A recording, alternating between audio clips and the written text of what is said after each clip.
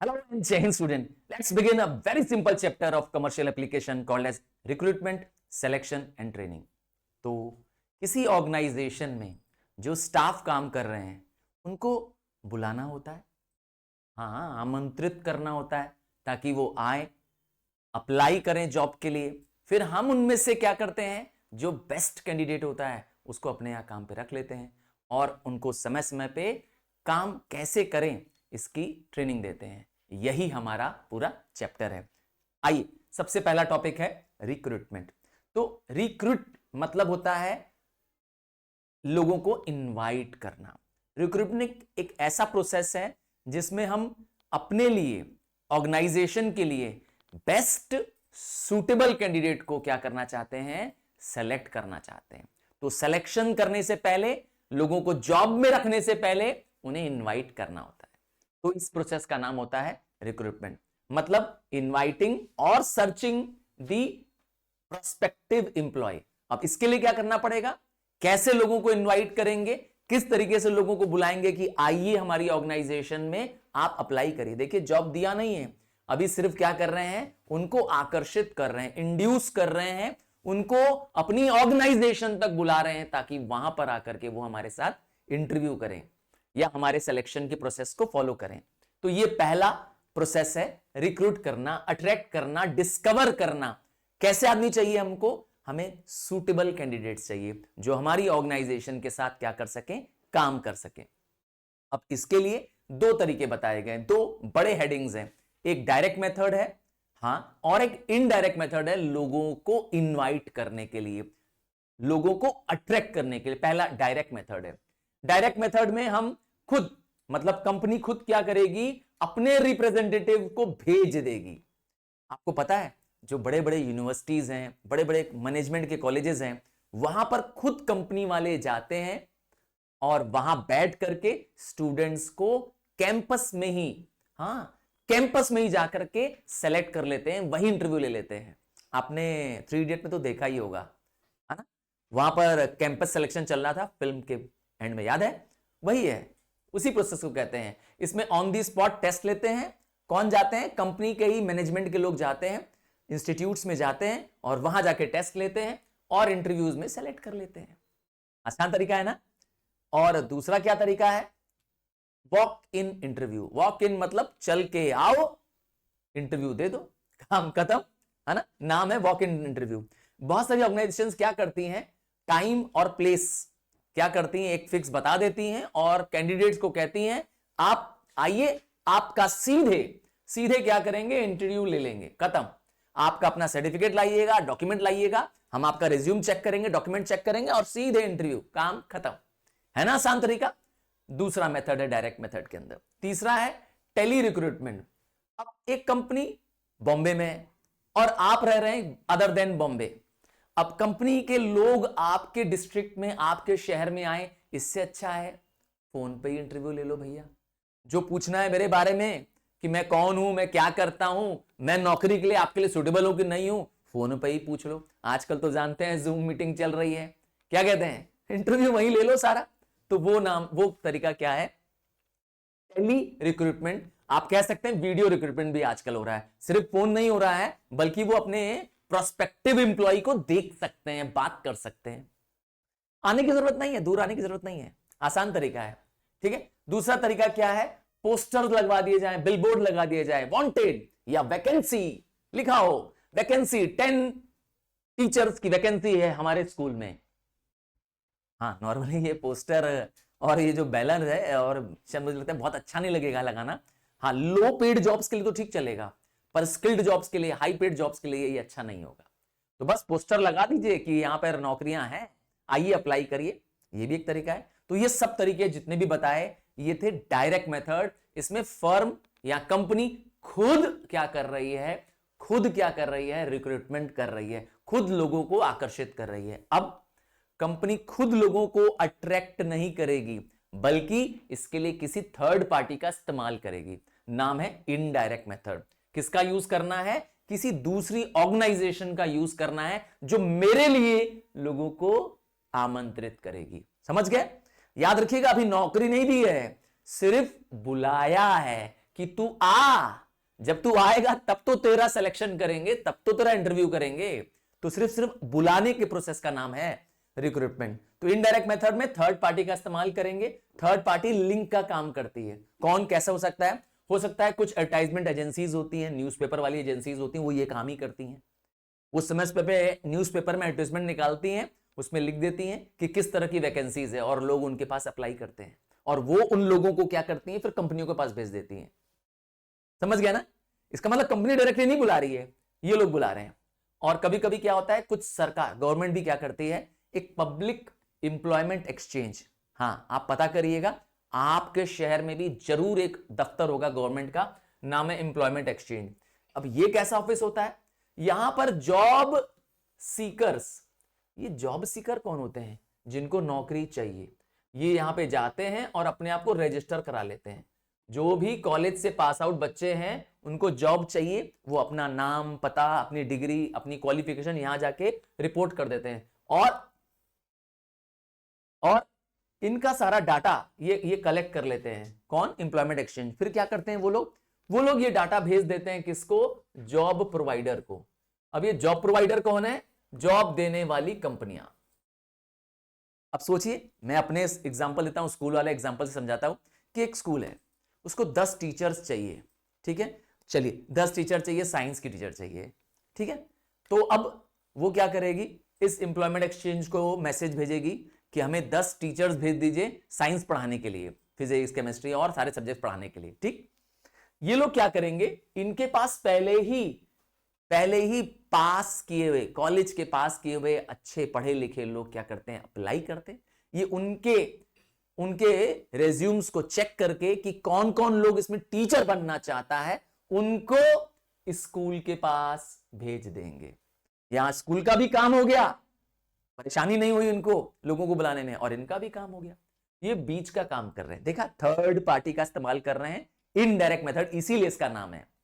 Directly school नहीं बुला रहा है, डायरेक्टली खुद स्कूल बुलाता तो इसका नाम डायरेक्ट मेथड हो जाता। ठीक है, जैसे मैंने वॉक इन इंटरव्यू बताया था, वो डायरेक्ट मेथड था। अब एक और तरीका है, आजकल बहुत सारी प्रोफेशनल फर्म्स हैं, ये बड़ी बड़ी फर्म्स होती हैं, प्लेसमेंट एजेंसीज होती हैं। अब समझाने के लिए कहते हैं कि टीसीएस नाम की कंपनी है, हाँ एक बहुत बड़ी कंपनी है, टाटा कंसल्टेंसी सर्विसेज। अब इसको सॉफ्टवेयर इंजीनियर्स चाहिए, 2 सॉफ्टवेयर इंजीनियर चाहिए अपनी बेंगलोर ब्रांच के लिए। ठीक है, क्या चाहिए? सॉफ्टवेयर इंजीनियर चाहिए। अब ये लोग खुद नहीं जाते हैं सर्च करने, ये लोग इनको हायर कर लेते हैं, प्लेसमेंट एजेंसीज को। इनको काम सौंपते हैं कि आप हमारे पास क्या करिए, अच्छे सॉफ्टवेयर इंजीनियर्स जो देश भर की बेस्ट यूनिवर्सिटीज में जो कॉलेजेस में पढ़ रहे हैं बच्चे, उनको आप मेरे पास भेजिए। ये भेजेगी, ये प्लेस देगी उनको। आप समझ गए? यहां भी क्या हो गया, एक थर्ड पार्टी का इस्तेमाल किया लोगों को अट्रैक्ट करने के लिए। एंड लास्ट मेथड है, प्रोफेशनल एसोसिएशंस भी होती हैं, ट्रेड यूनियंस भी होती है। ट्रेड यूनियंस तो वर्कर की एसोसिएशन होती है, और प्रोफेशनल एसोसिएशन किसकी होती है? प्रोफेशन वालों की। जैसे सारे सीएस की एसोसिएशन है, नाम है ICAI। सारे डॉक्टर्स की एसोसिएशन का नाम है IMA। तो इन प्रोफेशनल इंस्टीट्यूशन से भी कभी कभी हम लोग क्या कर सकते हैं, रिक्रूटमेंट मांग सकते हैं। समझ में आया? 2 मेथड बताया रिक्रूटमेंट करने के, डायरेक्ट और इनडायरेक्ट। अब आता है रिक्रूटमेंट के सोर्सेस। मतलब हम लोगों को इनवाइट करेंगे, लोगों को हमें क्या करना है, आकर्षित करना है अपने ही ऑर्गेनाइजेशन में रखने के लिए। तो जब तक आएंगे नहीं तब तक हम डिस्कवर नहीं कर पाएंगे। ठीक है ना? तो हमें इसके लिए 2 सोर्स बताए गए हैं। पहला सोर्स है, बहुत ध्यान से देखिएगा, इसमें से क्वेश्चन आ रहा है, वेरी इंपॉर्टेंट टॉपिक। अब नाम है इंटरनल, मतलब हमें लोगों को रिक्रूट करना है, लोगों को इनवाइट करना है, पर विद इन दी ऑर्गेनाइजेशन। इसका मतलब इस बार व्यक्ति बाहर से नहीं आएगा आपकी कंपनी में, आप अपने ही इंप्लॉइज में से। आप समझ गए? इसका नाम है इंटरनल। कहां से आएंगे इंप्लॉइज आपको? जो आपके यहां ऑलरेडी काम कर रहे हैं। जी, समझ में आ गया? इसीलिए इसका नाम है इंटरनल है। अब इसमें कैसे ले सकते हैं? सबसे आसान तरीका है, ट्रांसफर कर दो। एक इमेजिन एग्जांपल देके बताता हूं कि SBI नाम सुना है, स्टेट बैंक ऑफ इंडिया। चलो, स्टेट बैंक की बनारस वाली ब्रांच है, और एक स्टेट बैंक की मान लेते हैं कानपुर वाली ब्रांच है। बनारस की ब्रांच में जो इंप्लॉइज हैं, वहां वाराणसी से ज्यादा इंप्लॉइज हैं। अब नई ब्रांच खुल रही है, state bank of India Kanpur branch खुल रही है, तो यहां से इंप्लॉय को क्या कर दो, वहां भेज दो, ट्रांसफर हो गया। रिक्रूटमेंट तो ये भी तरीका है ना।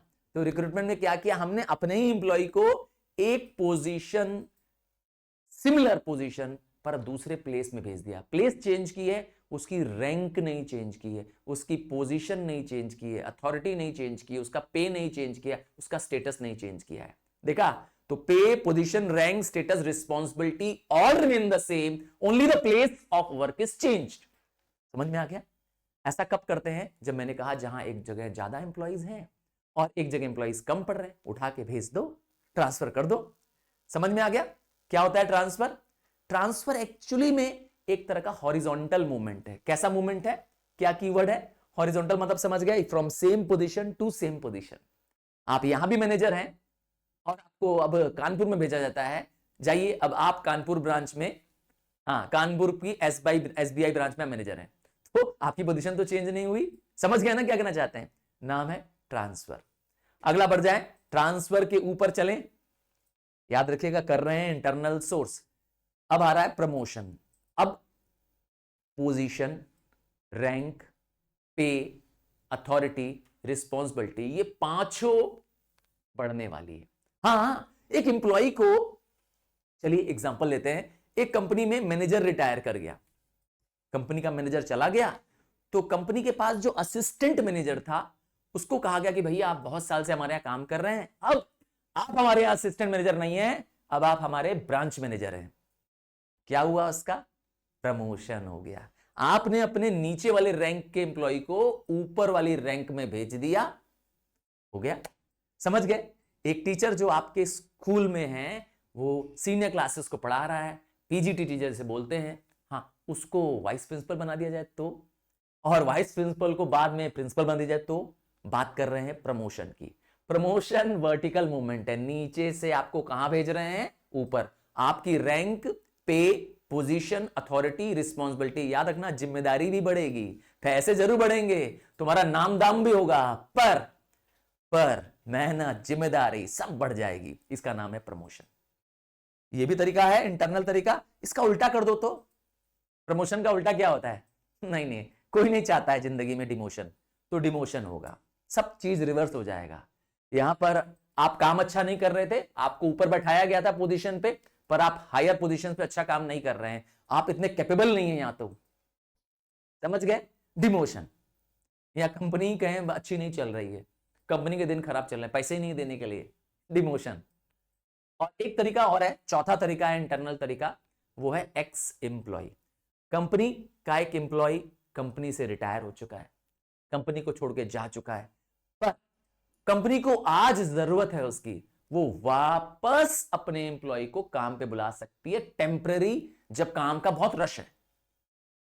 ये एक्स एम्प्लॉय है, मतलब आपका ही एम्प्लॉय है जो काम छोड़ चुका है। हाँ मैंने कहा फॉर एग्जांपल वो रिटायर हो गया है, तो आप उसको बाद में कुछ एबनॉर्मल, जब भीड़ होगी, ज्यादा काम होंगे, उसमें इनवाइट करके बुला सकते हैं। ठीक है? क्या फायदा है इस इंटरनल मेथड का? कुछ फायदा है इंटरनल रिसोर्स का। पहला फायदा है इंप्लॉइज में मोरल बढ़ेगा, इंप्लॉइज में मोटिवेशन आएगा, क्योंकि इंप्लॉइज को उम्मीद है कि आज नहीं कल, कल नहीं परसों, हाँ मेरा प्रमोशन होगा, तो इस लालच में वो और अच्छा काम करेंगे, वो हमेशा एनकरेज रहेंगे जब उनके अंदर उम्मीद होगी प्रमोशन होने की। समझ गया ना? और क्या फायदा है कंपनी के लिए? क्या फायदा है? बहुत सस्ता काम है ये। क्यों? देखो, कोई एडवर्टाइजमेंट करनी है नहीं करनी, कोई प्रचार प्रसार करना है अपने एम्प्लॉय को लेने के लिए, भाई आपका एम्प्लॉय तो आपकी कंपनी से ही आ जा रहा है ना, इंटरनल तरीके से आ जा रहा है ना, तो पैसा कहां लग रहा है तुम्हारा? ना न्यूज़पेपर का ऐड करना है, ना उनकी ट्रेनिंग करनी है, ना किसी बाहरी व्यक्ति को बुलाना है, बचत ही बचत। समझ गए? सो नो कॉस्ट, नो खर्चा, चीप। इकोनॉमिकल मतलब होता है सस्ता, चीप पड़ना। और क्या फायदा है? फेमिलियरिटी। सर ये क्या मतलब होता है? फेमिलियर मतलब होता है आप जानते हैं, क्योंकि employee within the organisation है, सेम ऑर्गेनाइजेशन को बिलोंग करता है, उसे ऑर्गेनाइजेशन के रूल्स, रेगुलेशंस, इवन हायरार्की के बारे में कि कौन किसको रिपोर्ट करेगा, ये सारी जानकारी उसके पास है। मतलब अब समय नहीं लगेगा उसको समझाने में, उसको एडजस्ट करने में। क्यों? क्योंकि वो तो वही काम कर रहा था। आपने भली प्रमोशन किया हो, डिमोशन किया हो, पर क्योंकि वो पहले काम कर रहा था, आपके सारे चीजों को जानता है, तो बहुत कुछ समझाना सिखाना नहीं है। So it is very easy for them. Adjust करना बहुत इजी है। काम का माहौल उसे पता है, रूल्स पता है, रेगुलेशंस पता है, बहुत आराम से कर देगा। कई बार ऐसा होता है ना कि एक एम्प्लॉय दूसरी जगह से कहीं से आता है और वहां के एडजस्ट नहीं कर पाता है, क्योंकि वो दूसरी कंपनियों में या दूसरे वर्क एनवायरनमेंट में काम नहीं कर पाता है। हाँ भाई, ह्यूमन नेचर है, नहीं पसंद आया काम तब तो हो सकता है बीच में छोड़ के भाग जाए, पर यहां ये वो डर नहीं है। समझ गए? चौथा एडवांटेज क्या है, चौथा फायदा क्या है जब आप इंटरनल तरीके से रिक्रूटमेंट करते हैं? Experience staff. ऑब्वियस सी बात है, क्योंकि ये आपके यहां पुराना स्टाफ है, आप अपनों में से ही रिक्रूट कर रहे हैं, तो आपको एक भली भांति जानकार स्टाफ मिलेगा, खास करके ट्रेनिंग में और प्रमोशन, ट्रांसफर में और प्रमोशन के केस में। सब अच्छा ही नहीं होगी, ये मत सोचो। हाँ, इंटरनल तरीकों की कुछ बुराई भी होगी, और बुराई बहुत बड़ी बुराई है।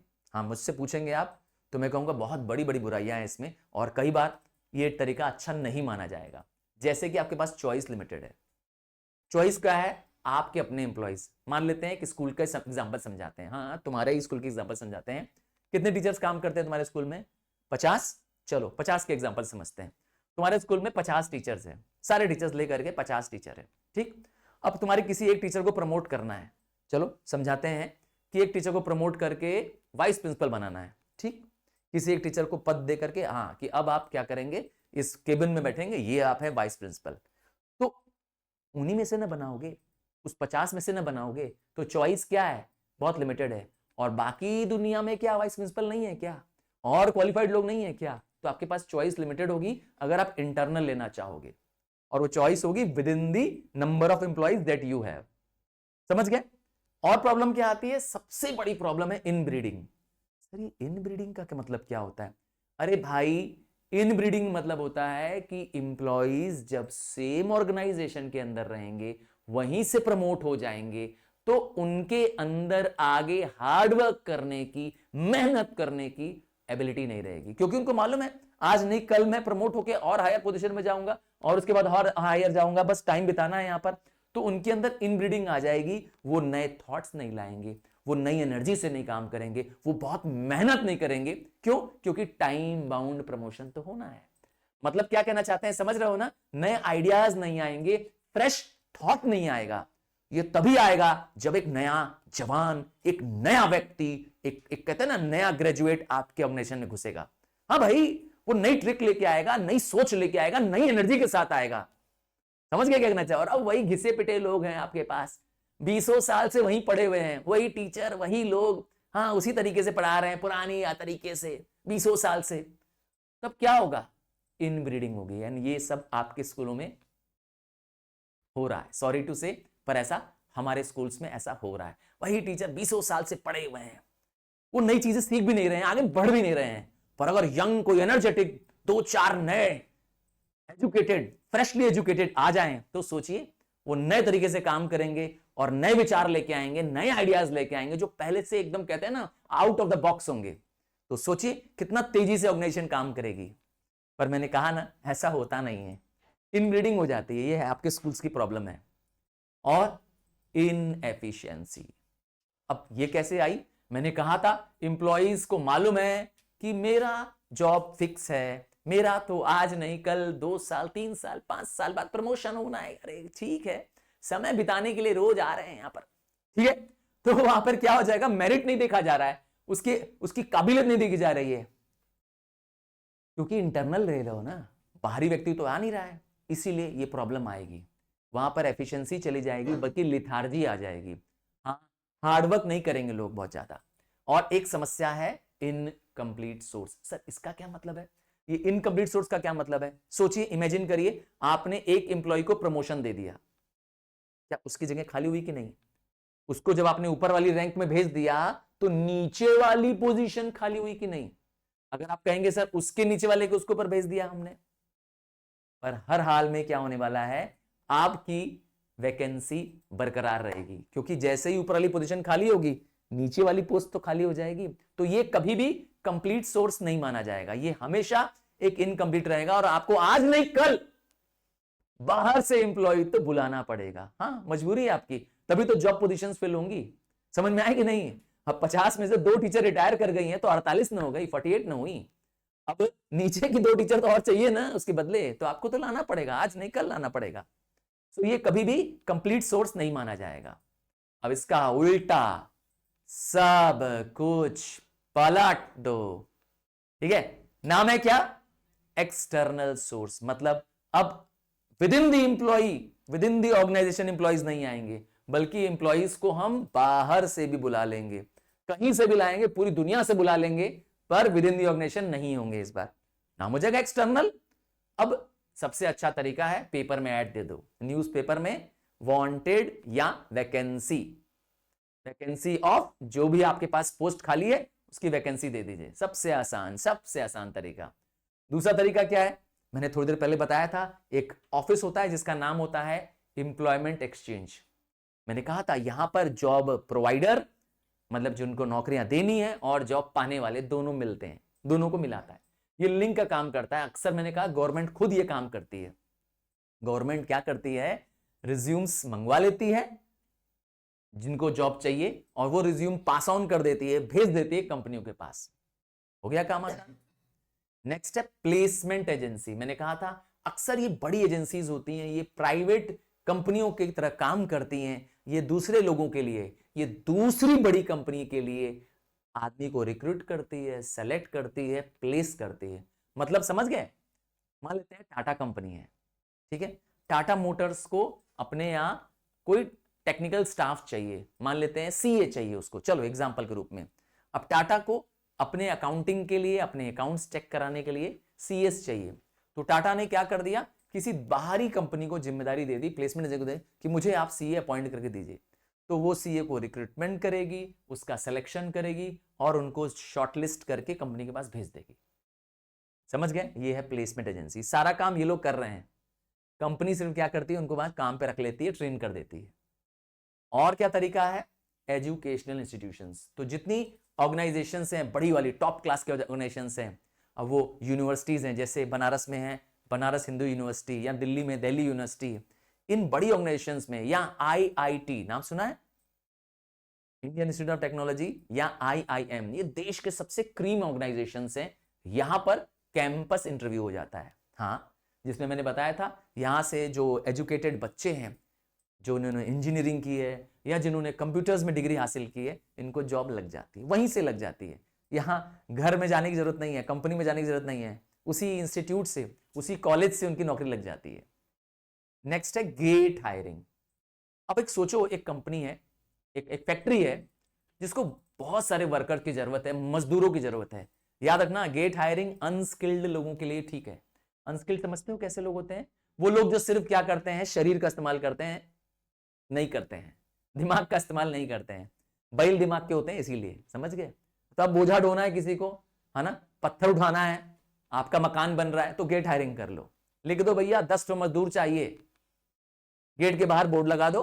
हाँ, जैसे मैंने बनारस में देखा है, यहाँ जहां ब्रेड की फैक्ट्री वहां लिखा रहता है मजदूर चाहिए, हेल्पर चाहिए, लो लिख दो, वहीं से डायरेक्टली लोग आपके पास आएंगे, लगा दो काम पर। को अनस्किल्ड कामों के लिए ये काम आता है। फैक्ट्री गेट पे ही क्या करते हैं, नोटिस लगा देते हैं, भर्ती कर लेते हैं। हाँ, अनसॉलिसिटेड एप्लीकेंट्स, ये क्या होता है? कई बार क्या होता है, बड़े ऑर्गेनाइजेशंस में कुछ लोग अपने आप चले जाते हैं, ये पढ़े लिखे होते हैं, एजुकेटेड होते हैं, क्वालिफाइड होते हैं, और ये खुद ही चले जाते हैं अपना रिज्यूम लेकर के, अपना बायोडाटा लेकर के, कि सर मुझे नौकरी चाहिए। अब कंपनी वाले आश्चर्य करते हैं, बोले अरे अभी तो हमारे कोई वैकेंसी नहीं है, कोई जॉब खाली नहीं है। कोई बात नहीं, आप आए हैं, आप अपना रिज्यूम हमें जमा कर दीजिए, और उनका रिज्यूम वो लग करके रख लेते हैं। समझ गए क्या क्या कहना चाहते हैं? अभी उनको नौकरी नहीं दी है, बस उनका रिज्यूम कलेक्ट करके रख लिया है। इनको हम लोग कहते हैं कैजुअल कॉलर्स।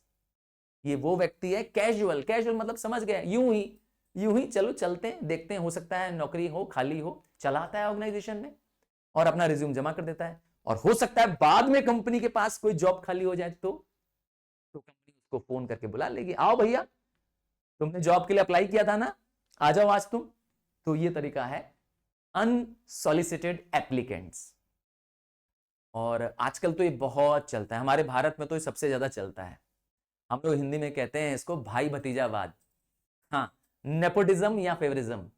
मेरे मेरा भतीजा है, जरा उसको देख लीजिएगा, काम पे रख लीजिएगा। लो भैया, क्या मिल गया? रिकमेंडेशन मिल गया। या किसी अपने ही इंप्लॉइज से बोलते हैं जो आपके यहाँ काम कर रहे हैं, भैया आप ही सजेस्ट कर दो, अगर आप अच्छे हैं तो आप जिस अपने साथी को मुझे बुलाओगे मेरे यहाँ काम के लिए वो अच्छा होगा, ऐसा सोच के भी बुला सकते हैं। रिकमेंड मतलब होता है सलाह, एडवाइस। तो कंपनियां ऐसा कर सकती हैं।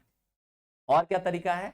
जॉबर्स एंड कॉन्ट्रैक्टर्स, ये एक तरह के ठेकेदार होते हैं, नाम सुना है? जॉबर। अब सोचिए तुम्हारा मकान बन रहा है, तुम्हारे मकान में तुम्हें 50 मजदूर चाहिए एक साथ, हाँ छत की ढलाई करनी है, तो तुम मत परेशान हो, इसको बोल दो, जॉबर को बोल दो।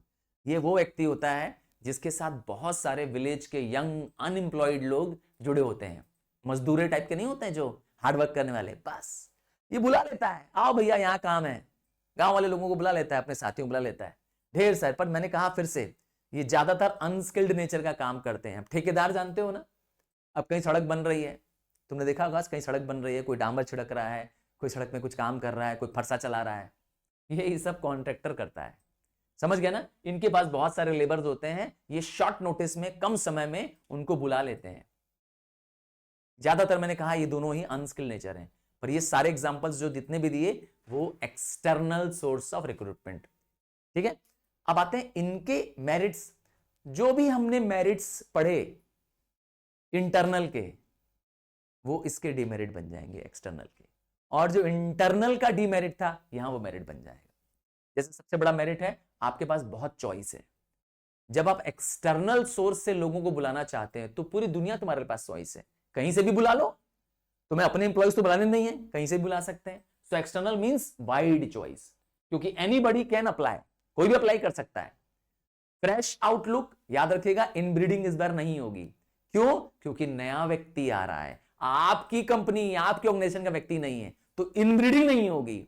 नए विचार लेके आएगा, नई एनर्जी के साथ आएगा, नए जोश में काम करेगा, फायदा मिलेगा कंपनी को।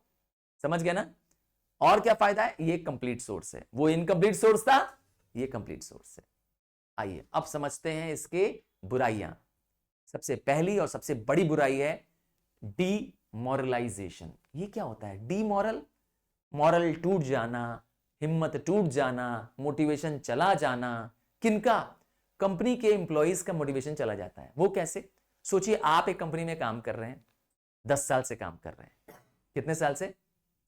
10 साल से काम कर रहे हैं आप, और आप जहां 10 साल में काम कर रहे हैं आपको प्रमोशन नहीं मिला है, पर एक नया यंग लड़का, एक नया यंग व्यक्ति को आपके ऊपर बैठा दिया जाता है कि ये है आपका नया बॉस।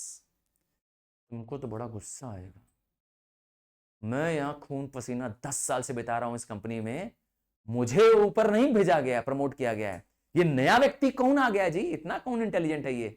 हाँ, ये प्रॉब्लम आती है एक्सटर्नल सोर्स में। इसमें क्या होता है, जो आपके एग्जिस्टिंग एम्प्लॉय हैं, जो आपके साथ कई साल तक काम कर रहे हैं, वो हताश हो जाते हैं, उनका हौसला टूट जाता है जब उन्हें प्रमोशन नहीं मिलता है, बल्कि एक आउटसाइडर आकर के उनका बॉस या उनका सीनियर बन जाता है। ये प्रॉब्लम है, अक्सर ये प्रॉब्लम होती है। ठीक है ना?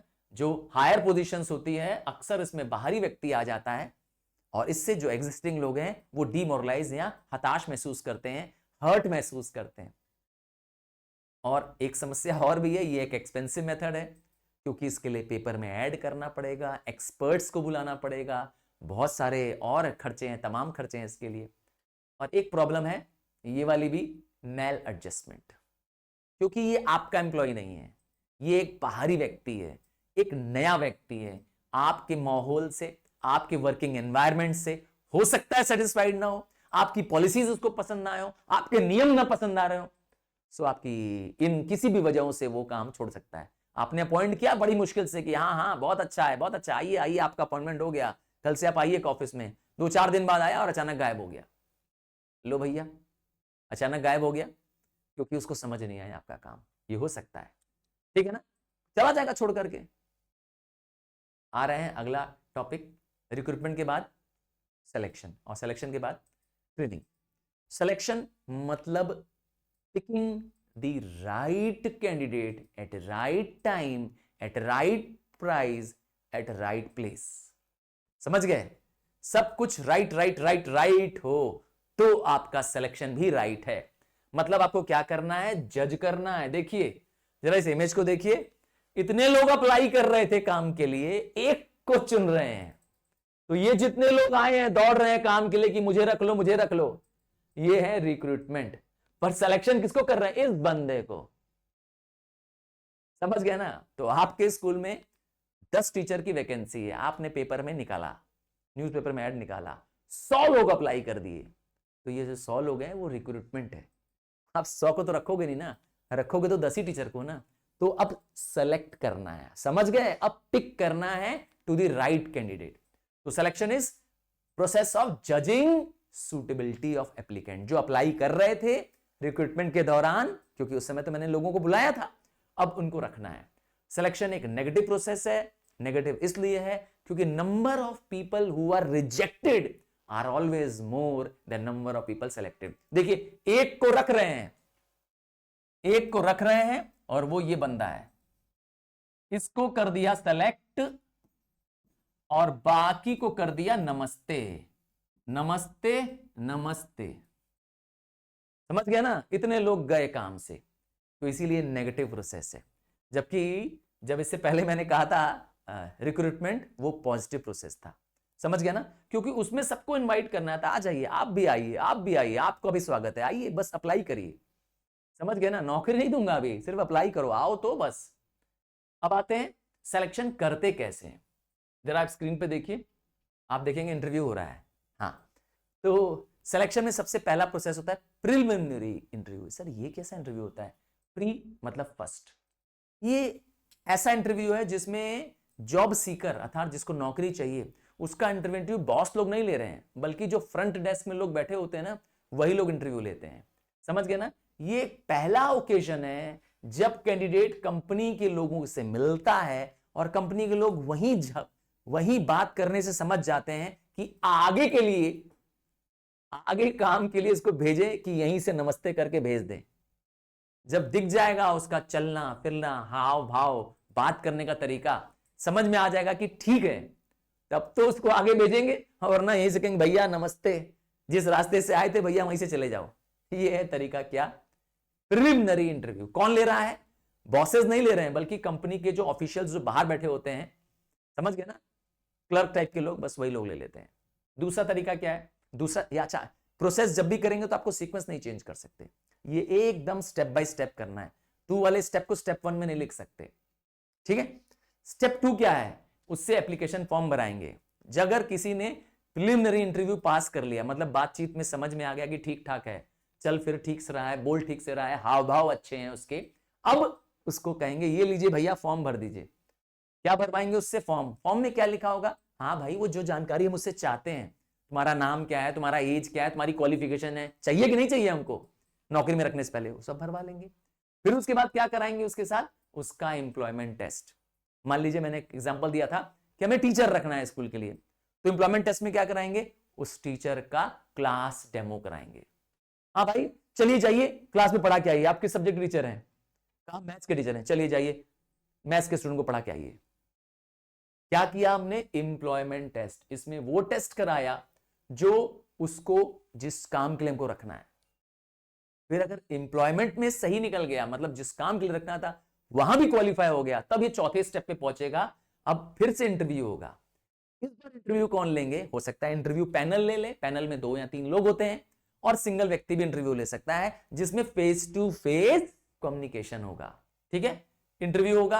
अब इंटरव्यू में भी पास हो गया तो उससे मांगेंगे कि आप अब क्वालिफाई हो रहे हैं हमारे लिए, जरा कोई रेफरेंस दीजिए हमें। सर ये रेफरेंस क्या होता है? मतलब कोई ऐसा व्यक्ति बताओ जो तुमको जानता है, हाँ तुम्हें हम नौकरी पर रखने को तैयार हैं, हमें कोई ऐसे 1 या 2 व्यक्ति बताओ जो तुम्हें जानता है, जो क्वालिफाइड व्यक्ति है, अच्छा व्यक्ति है, तुम्हारी गारंटी ले सकता है। इन्हें कहते हैं चेकिंग रेफरेंस। समझ गए? क्यों रेफरेंस क्यों मांग रहे हैं उनसे?